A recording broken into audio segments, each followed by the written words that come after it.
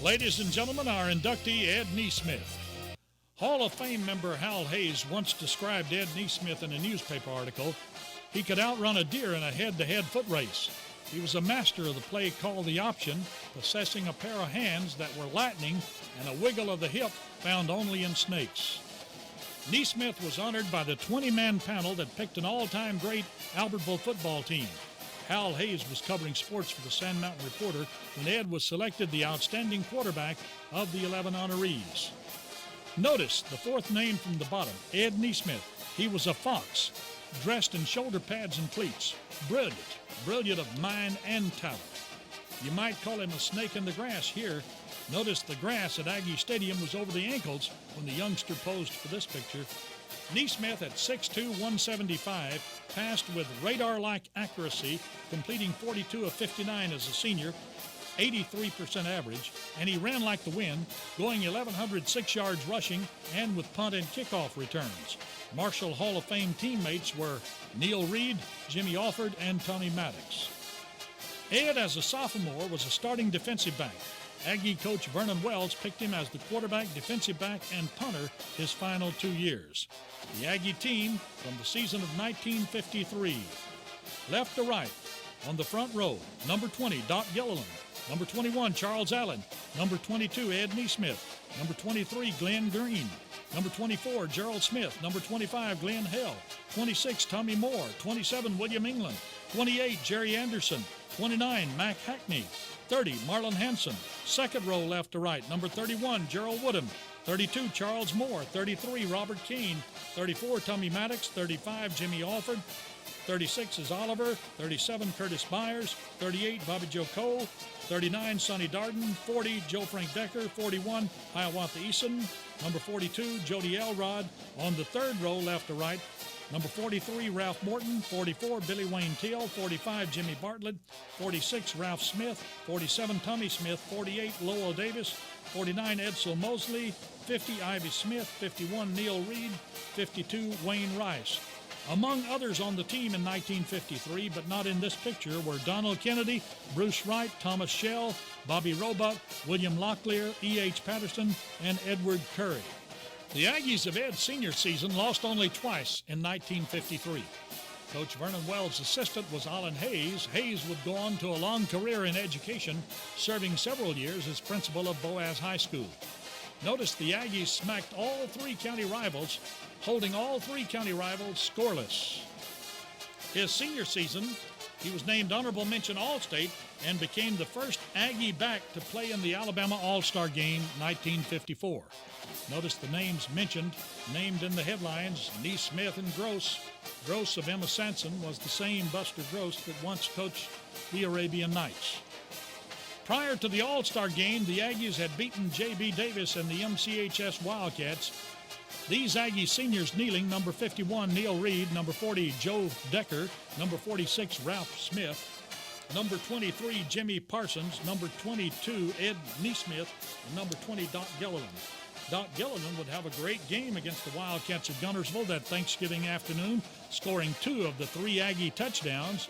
He gained 107 yards and 10 carries, and he caught a 20-yard pass to set up another score. The Aggie captains are the 6 seniors, 51 Reed, 22 Nesmith, 40 Decker, 46 Smith, 23 Parsons, and 20 Gilliland. The Guntersville captains for the Thanksgiving Day tilt of 1953, all with headgear on. Number 23, Hall of Famer J.B. Davis, number 25, R.B. Norrell, and number 36, Frank Wedgeworth. Davis, with 18 touchdowns on the year, was held scoreless by the stubborn Aggie defense. Notice the huge crowd of over 6,000 at Aggie Stadium as Ed wiggles around right in a beautiful sunshiny Thanksgiving afternoon. Here he goes around in again. J.B. and Ed would have other meetings with Davis at Georgia and Nesmith at Mississippi State. He is flying, and it looks like another big gainer for Ed. Coach Joe Chorba of Guntersville would coach Ed as an Alabama All-Star in 1954. Coach Chorba is the second from the far right. On the right side, next to Coach Chorba, is the Hall of Famer and former MCHS Wildcat star Blackie Heath. Longtime Coleman coach Oliver Woodard is second from the left. Ed is listed ninth from the bottom, number 58 on the North All-Star roster. Next to him is Buster Gross, number 59. And above at number 73, Tim Baker from Decatur would go on to be captain of the 1957 National Championship Auburn Tigers. Coach Mary Warmoth recruited Ed to Mississippi State. Warmoth soon departed for the head coaching job at Minnesota, where he would remain their head coach for 18 years. Darrell Royal, with assistant Wade Walker, took over the program. And then with Royal leaving for Texas, Wade Walker became the head coach. The two-year letterman at quarterback and defensive back finished up his play for Coach Wade Walker in 1957. That is Ed, number 15, in the upper left corner from the Mississippi State football program. M Club leaders. He had left Albertville as an A student. The Maroon Scholar athlete left college with the following honors: Dean's List 8 semesters, President's List 7 semesters, Phi Kappa Phi Honor Society, and graduated with the highest honors, 2.82 out of a possible 3.0. His senior year, the Dogs beat Alabama, Florida, LSU, Tulane, Memphis State, and Arkansas State, and tied Ole Miss. Their only two losses, 14-9 to Tennessee and 15-7 to the Auburn Tigers, the national champs that year. At the M Club banquet, Ed was in charge of the presentation of awards, as you notice over on the left. Then over on the right, as an officer, secretary, treasurer. The Bill Dooley listed on the right side there was on the advisory board. He is Vince Dooley's brother. Bill went on to head coaching jobs at North Carolina and Virginia Tech. Nesmith on the front row, third from the right. The first guy on the left in the second row is All-SEC quarterback Billy Stacy. Ed Nesmith would turn down the opportunity to play football in the NFL. Here in the middle paragraph of a letter from the Cardinals, we hope that you're interested in playing professional football for the Cardinals and that we will be fortunate in obtaining your services in the draft.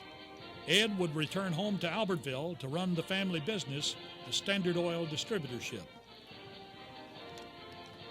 Albertville businessman Edward Neal Nesmith has been a community and church leader in his hometown. Education has always been important to Ed, as indicated by his years of service as a trustee of the Albertville schools and as a past president of the Albertville City Board of Education.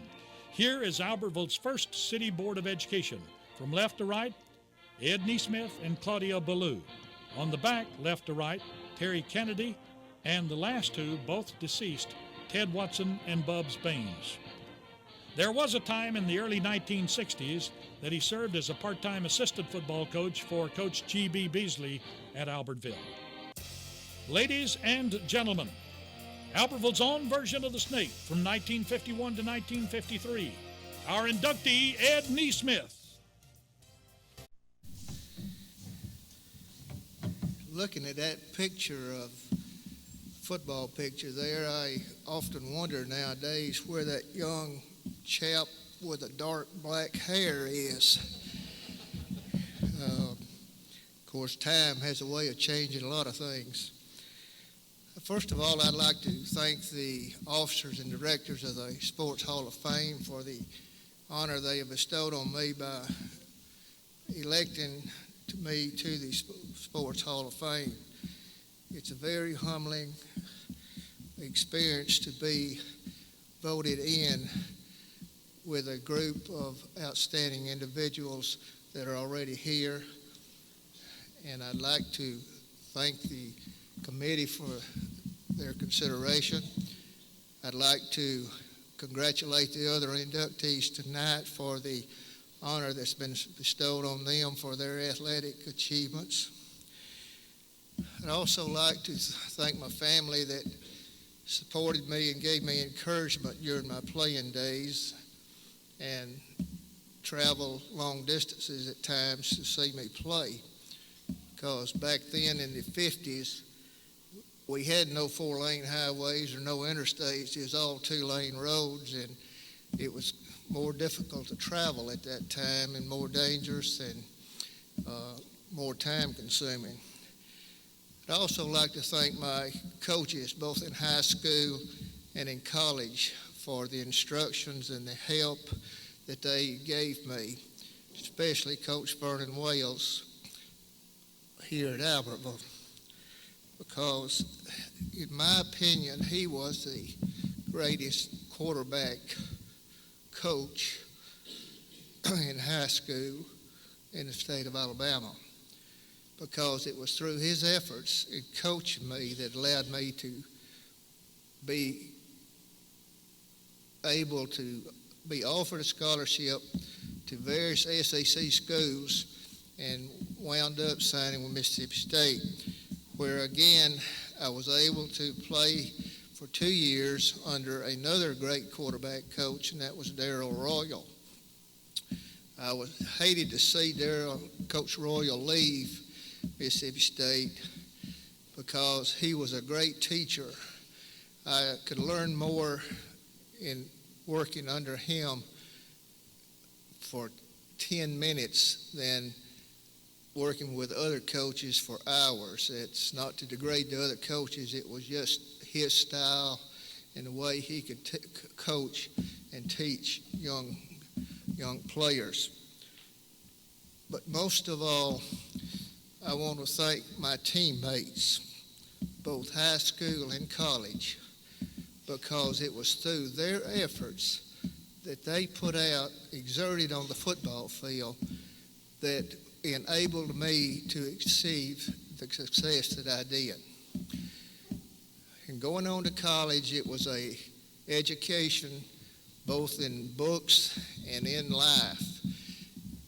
Through sports and in education, I was able to experience a lot of firsts, because back then TV was just coming on the scene, and a country boy from Albertville that went off to college away from home for the first time, I experienced a lot of firsts. My first airplane ride, the first trips to some of these famous stadiums, the Tulane Stadium, which at that time was the home of the Sugar Bowl, to Tiger Stadium in Baton Rouge, to Sanford Stadium in Athens, Georgia, to Bryant-Denny Field in Tuscaloosa. So it was a great experience, and I experienced a lot of firsts. But I guess what I gained most from my years in playing sports was the opportunity to meet and become friends and establish relationships with so many different people that if I hadn't been playing sports, I would have never had that opportunity. I was talking with John Allen a few weeks ago, and John and I go back a long ways. We played in high school together some, and I played on his independent baseball team after I got out of college. But we both agreed that what we cherish most now in life is the relationships and friendships that we made through playing sports. Because that fame that you achieve on the football field dies real quickly. But those friendships and relationships that you make as a result of playing sports will last on forever. Because, see, tonight, my fame or what success I had is long forgotten, because I've had people come to me and say, after they see that I've been inducted in the Hall of Fame, say, well, where did you play? And I said, Albertville. They said, what did you play? And I said, football. So, it's, I guess your age kind of tells on you when that is. But your relationships and your friendships that you make during the years through sports will remain. It's just like tonight, I've known some of these men that are being inducted into this class, but I had not met some of them. So tonight I got to meet some of them, new ones, reestablish acquaintances with others. But see, I'm a group of a special class, and that cannot be taken away, and it's all a result of playing sports. So thank you very much for this honor.